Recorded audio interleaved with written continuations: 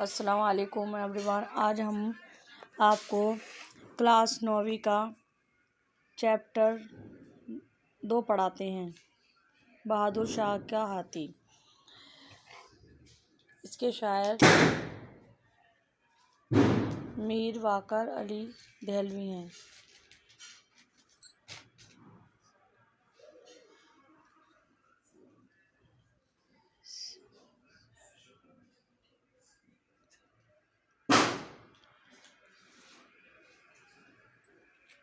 وفات ان کی 1928 میں ہوئی تھی۔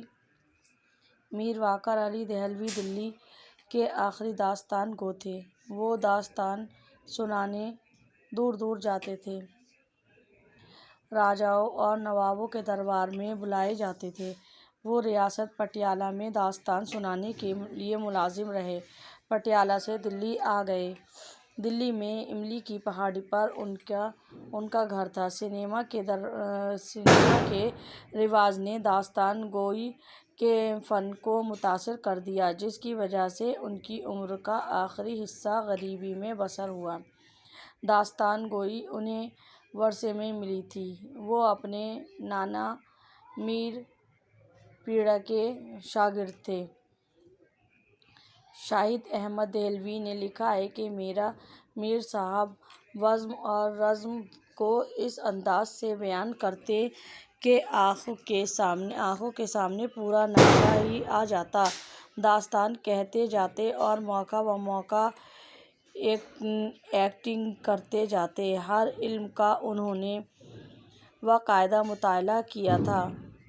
بڑھاپے میں ناقدری اور قسم پرسی کے ہاتھوں میر صاحب کو بڑی تکلیف پہنچی۔ میر واقر علی نے پاجی پڑوس گاڑے خاں نے ململ جان کو طلاق دے دی اور مولا بخش ہاتھی کے نام سے کتاب بھی لکھی تھی۔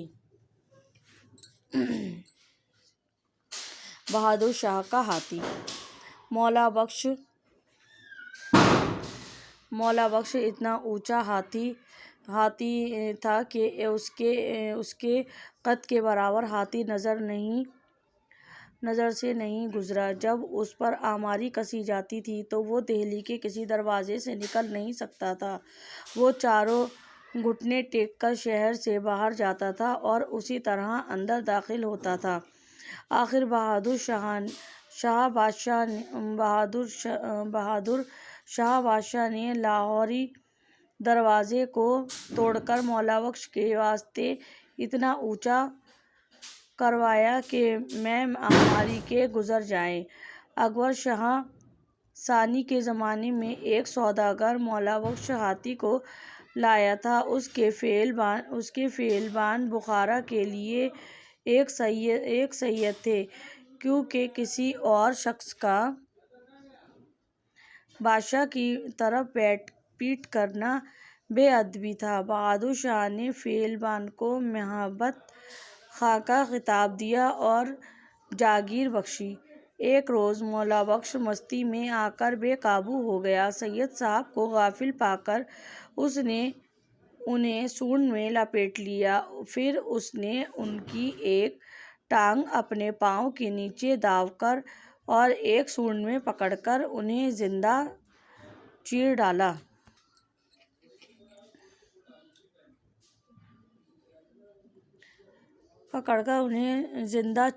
سید صاحب کی بیوہ کا ننھا سا بچہ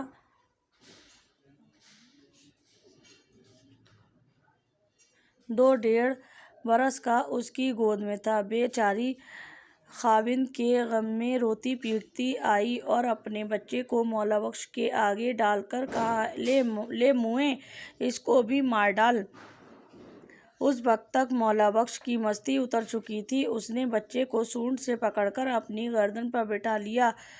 اس روز سے یہ بچہ مولا بخش کے ساتھ رہتا۔ بچے کے سامنے مولا بخش سے جو کہو وہ فوراً کرتا اور جہاں یہ بچہ مولا بخش کی آنکھ سے اوجھل ہوا، مولا بخش نے دنگا کرنا شروع کر دیا۔ اس بچے کا نام رحمت علی تھا۔ جب رحمت علی بڑا ہوا تو اس کے ہم عمر بچے اس کے ساتھ کھیلنے کو آتے۔ اگر کسی بچے نے سید صاحب سے کہا، یار گنا نہیں کھلواتے،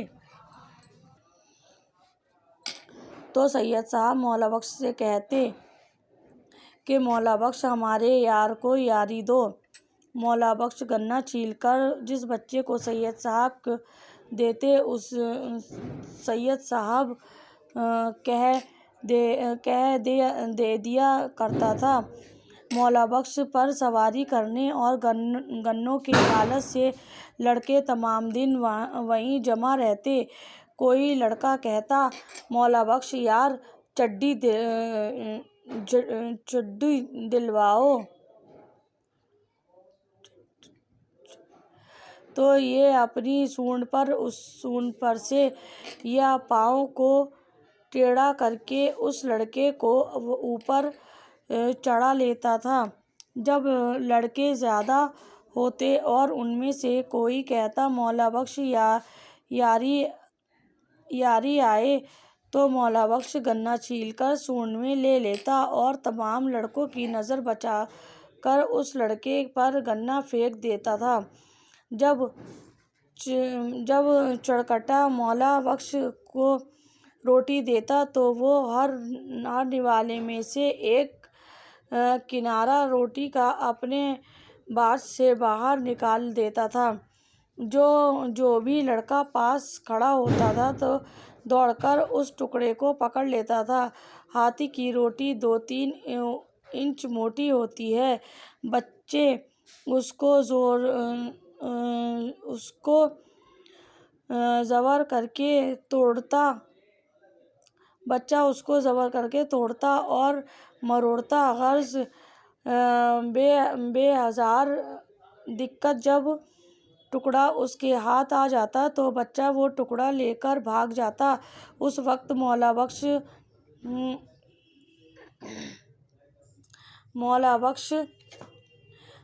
وہ نوالا کھاتا تھا۔ نوالے میں جب تلک کوئی بچہ ٹکڑا نہ لے لیتا تو وہ روٹی نہ کھاتا۔ لڑکوں سے مولا بخش کا بڑا پکا یارانہ تھا۔ جہاں کسی لڑکے نے مولا بخش سے کہا کہ مولا بخش نکی آئے، مولا بخش اپنا ایک پاؤں اٹھا لیتا۔ اور وہی لڑکا جب گھٹنے کی کہتا تو مولا بخش اپنا پاؤں زمین پر رکھتا تھا۔ اگر فیل خانے کے کسی آدمی نے بچوں کو دھمکایا اور نکی مانگ کر چلے گئے تو مولا بخش اسی طرح اپنا پاؤں اٹھا کھڑا رہتا۔ ہر چند سید صاحب کہتے کہ وہ بچہ تھا، چلا گیا، لیکن مولا بخش کب سنتے تھے؟ جب اسی لڑکے کو بلا کر لاتے اور وہی لڑکا کہ مولا بخش گھٹنے کی، تب جا کر وہ اپنا پاؤں زمین پر رکھتا۔ مولا بخش جب اپنے گنے لاتا تھا اور بازار میں کوئی لڑکا کہتا کہ مولا بخش نکی آئے تو مولا بخش فوراً اپنا ایک پاؤں لیتا۔ چڑکٹا ہر چند کہتا تھا، بیٹا چل، لیکن کیا مجال کہ جو یہ آگے سرک جائے۔ جب تک کہ گھٹنے کی وہی لڑکا نہ کہے، مولا بخش ٹس سے مس نہ ہوتا تھا۔ ایک روز پہلوان نے بادشاہ سے عرض کی، حضور، مولا بخش تمام گنے اور رطب کی روٹیاں بانٹ دیتا ہے، پہرے پر حکم دے دیا جائے کہ کوئی لڑکا اس کے پاس نہ آنے پائے۔ چنانچہ بادشاہ نے حکم دے دیا۔ صبح کو جب مولا بخش نے لڑکوں کا انتظار کیا، جب کوئی لڑکا نہ آیا تو مولا بخش نے گنے نہ کھائے۔ شام کو راتب نہ کھایا، پانی نہ پیا۔ دوسرا روز گزرا، فیل بان ہر چند کہا بیٹا روٹی کھا لے، لیکن مولا بخش نے کچھ نہ کھایا۔ جب تیسرا روز ہوا تو فیل بان کو خیال ہوا کہ یہ تو مر جائے گا اگر نہ کھائے گا۔ مجبوراً بادشاہ کے پاس گیا، عرض کی حضور مولا بخش نے 3 روز سے کچھ نہیں کھایا ہے۔ یہ سن کر بادشاہ نے فرمایا بھائی میں بھی فقیر ہوں اور میرا ہاتھی بھی ایسا ہے۔ خدا نے ہم کو اس واسطے دے دیا ہے کہ بانٹ کر کھائیں۔ پہرے پر حکم دو کہ کسی لڑکے کو روکا جائے۔ غرض جب لڑکے آئے تو مولا بخش نے راتب اور گنے بانٹ کر کھانے شروع کر دیے۔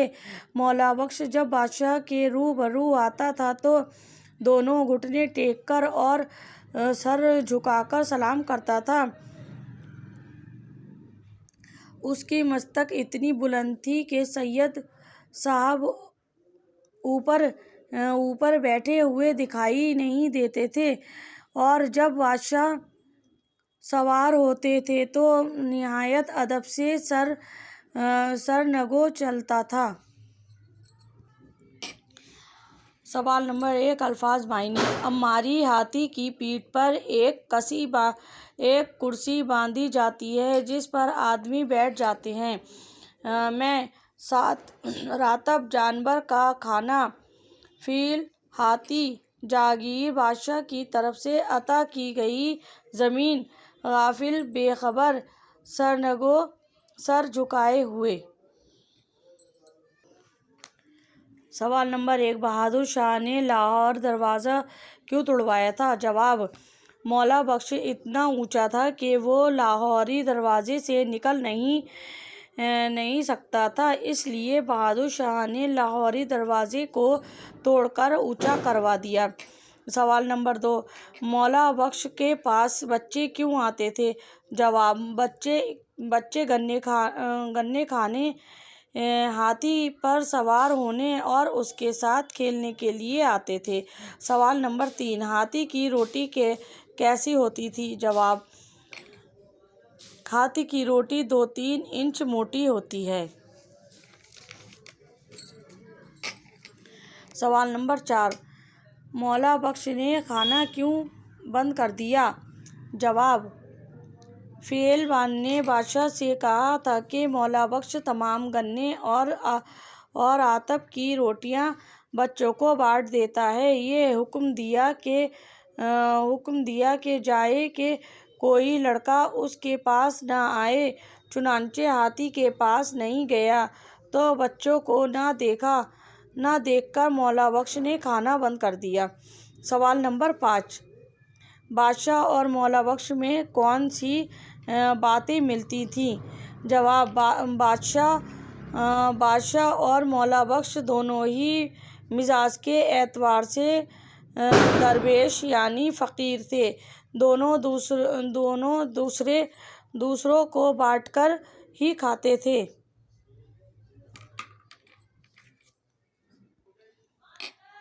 سوال نمبر 3، خالی جگہ کو بھریے۔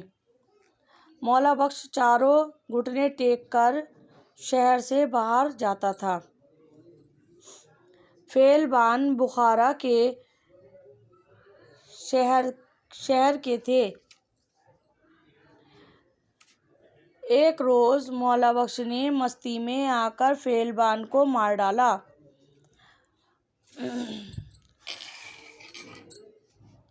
مولا بخش نے اس بچے کو اپنی گردن پر سونڈ سے پکڑ کر بٹھا لیا۔ سوال نمبر 4، نیچے لکھے ہوئے محاوروں سے جملے بنائیے۔